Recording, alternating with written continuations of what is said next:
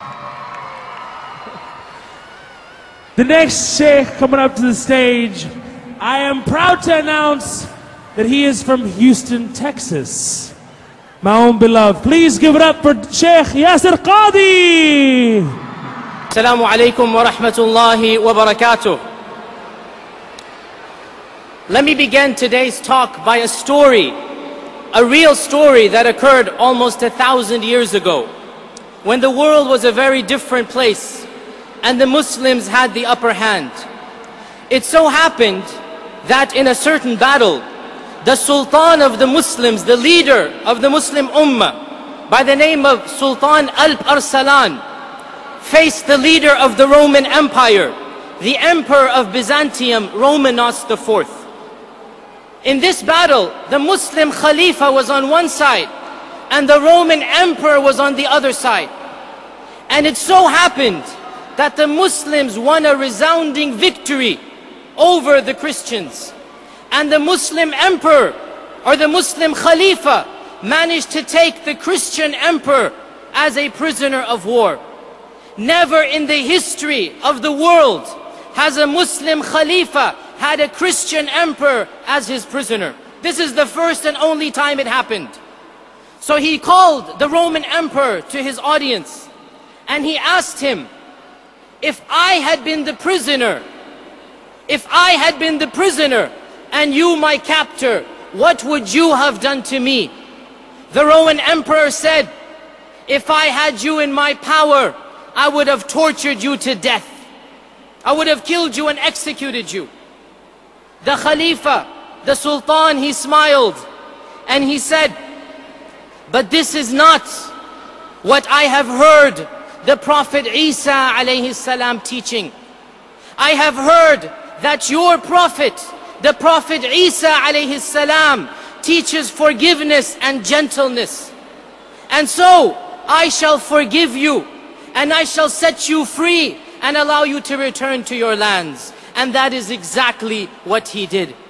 At a time when the Sultan, when the Khalifa could have been merciless, he chose to be merciful, because that is what the prophets of Allah taught him. And by quoting Jesus Christ, by quoting Isa ibn Maryam to the Emperor of Rome, it was as if he was saying, you are not the real followers of Jesus Christ. You are not the true followers of Isa ibn Maryam. You don't even manage to follow his own teachings. Rather, it is the Muslims who are truly the followers of the prophets of Allah. If this message could have been given 1,000 years ago, then surely it has much relevance today. If the Muslims could demonstrate their mercy at a time of power, they could demonstrate their forgiveness and tolerance, then how much more so do we need to embody those very traits? In February of this year, the Archbishop of Canterbury, Rowan Williams, suggested that Muslims be allowed to use private arbitration courts based upon Islamic laws. The uproar that these remarks caused, the media, the politicians, they unleashed a vicious wave of anger and indignation, from the ravings of the tabloid press to the disgraceful call for the resignation from senior clerics. The irony in all of this, of course, is that such an alternative already exists in England. Orthodox Jews for years, for decades, for centuries have had parallel courts in which they judge by the laws of the Torah when it comes to marriage and divorce. So the question arises, if it's allowed for Orthodox Jews, why shouldn't Muslims be allowed the exact same freedom and rights?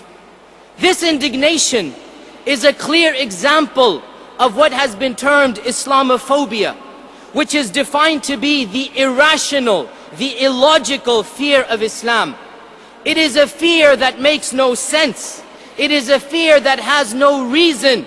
It is nothing short of a phobia, Islamophobia. And there are many manifestations of this Islamophobia in our times. For example, the ban on the hijab. For example, the problems of building masjids here in the Western world. For example, the issue of freedom of speech. With regards to the hijab, There are many European nations such as the Netherlands, Belgium, Norway, Sweden. They are currently debating whether they can ban the burqa and the niqab. And in some places it is already banned. And of course, in France. France.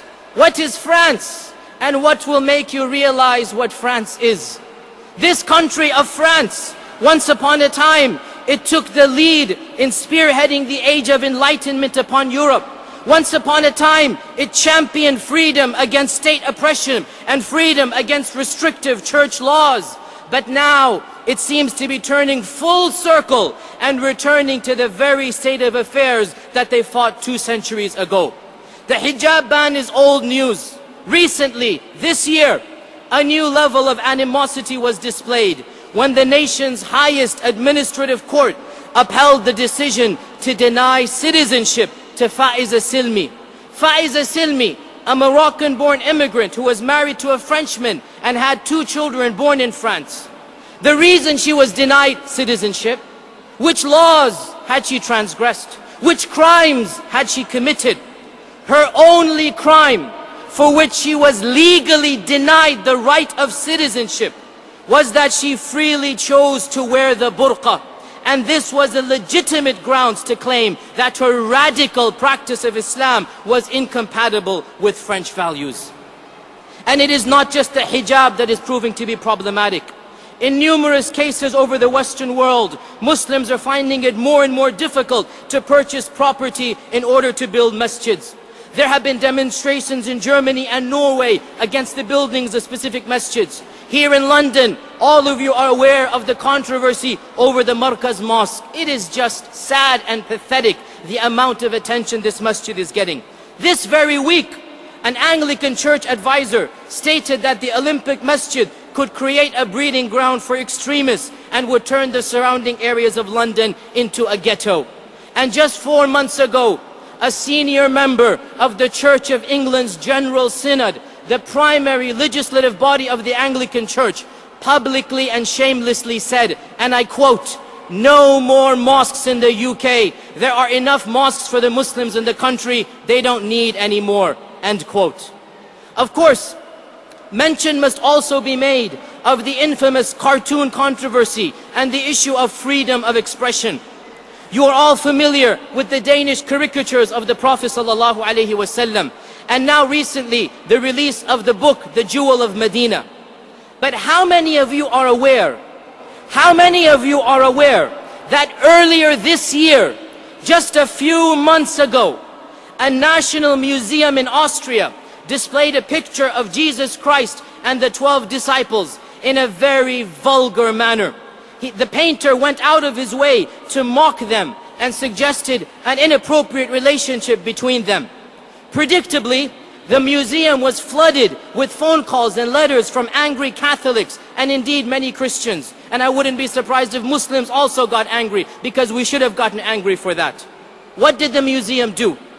The museum, in less than a week, took down the painting, quietly removed it and got rid of it. And it issued a statement. And I quote to you one paragraph of the statement. Listen to this. They state, "This has nothing to do with censorship.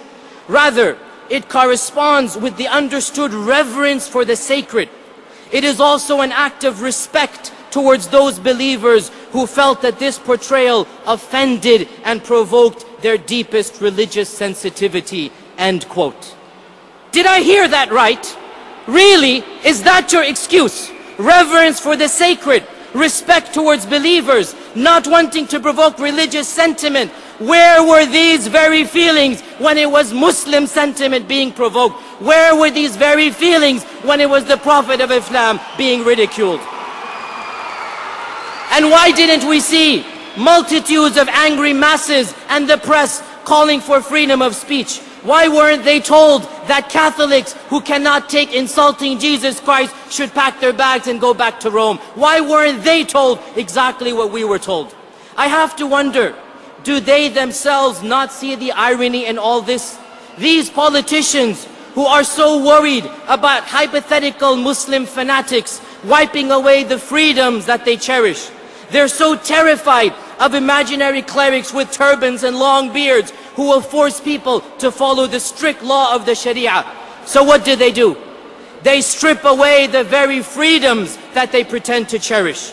They force Muslims to conform to their circular Sharia, and they begin to oppress women, denying them the right of education and the right of employment and the right of citizenship just because they choose to cover. In other words, they begin to act like the very monster that they claim to be scared of.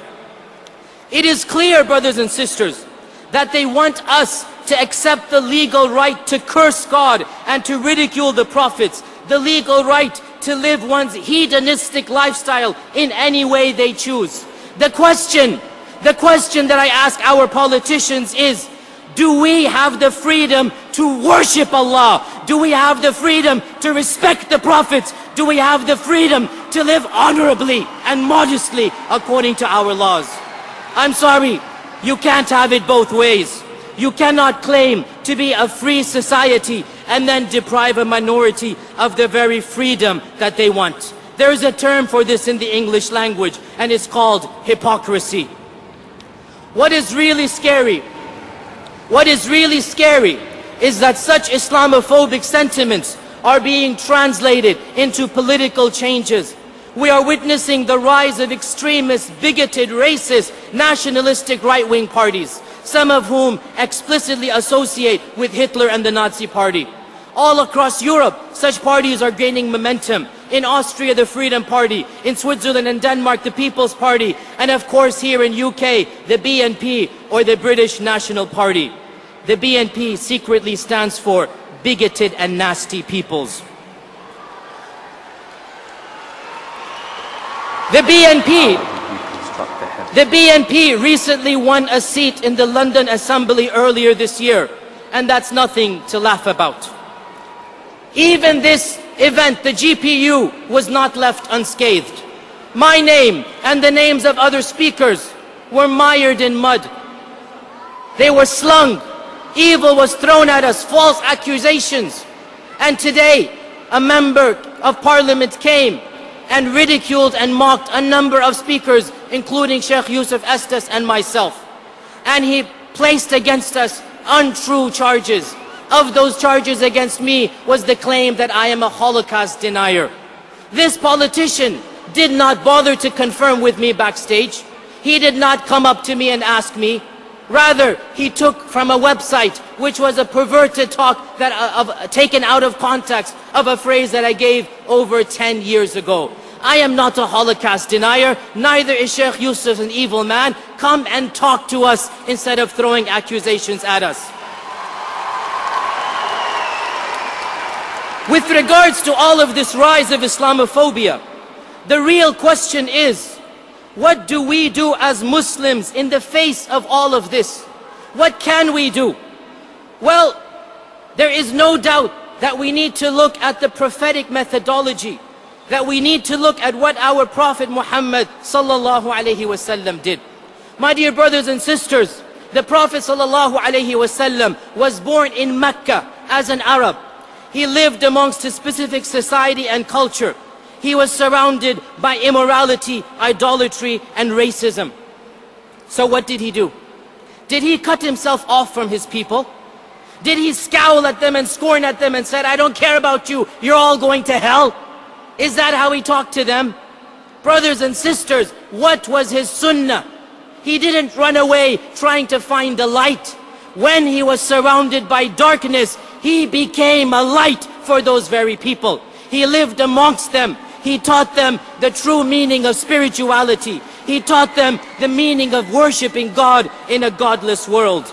Brothers and sisters, he continued to live in his very society until he was forced to leave, until they tried to kill and assassinate him.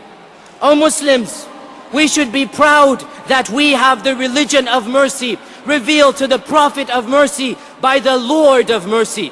And this aspect of mercy is what we need to show and prove to the people around us.